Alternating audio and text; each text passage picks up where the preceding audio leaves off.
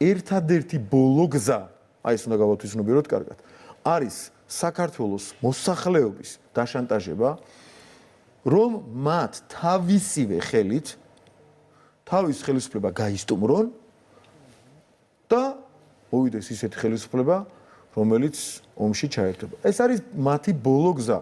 ამასაც გადავიტანთ და ბოლოს ყველა დარწმუნდება, რომ ჩვენს გარეშე, ანუ ქართველი ხალხის და მისი არჩეული ხელისუფლების გარეშე, აქ არანაირ манипуლირებას აზრი არ აქვს, ზემოქმედებას ვერავინ მოახდენს და იქნებ დაწყნარდნენ მე საბოლოოდ და ჩვენ ველაპარაკობთ ანუ ქართველი ხალხის წარმომადგენლებს და არა სხვა ქვეყნის წარმომადგენლების აგენტურას. მაგრამ დღეს გვაქვს მაგიდაზე 8 რეკომენდაცია, რომლის შესრულებასაც ითხოვენ ხელისუფლებისგან. როგორია თქვენი დამოკიდებულება ამ რეკომენდაციების მიმართ დაწყებული იმ კანონების გაუქმების მოთხოვნით იქნება ეს გამჭვირვალობათ ოჯახურ ღირებულებების დაცვა და ასე შემდეგ. რაღაცნაირად დისკუსიაში შევიდეთ უგნებავთ. ერთი წამით გამეცით პასუხი თუ თქვენ ფორმატ ძალიან არ დავარღვევთ, თქვენ გამეცით პირადად პასუხი, როდესაც წერენ რეკომენდაციებში, რომ ოჯახური ღირებულებებისა და არასრულწლოვანთა დაცვის შესახებ კანონი გააუქმეთო.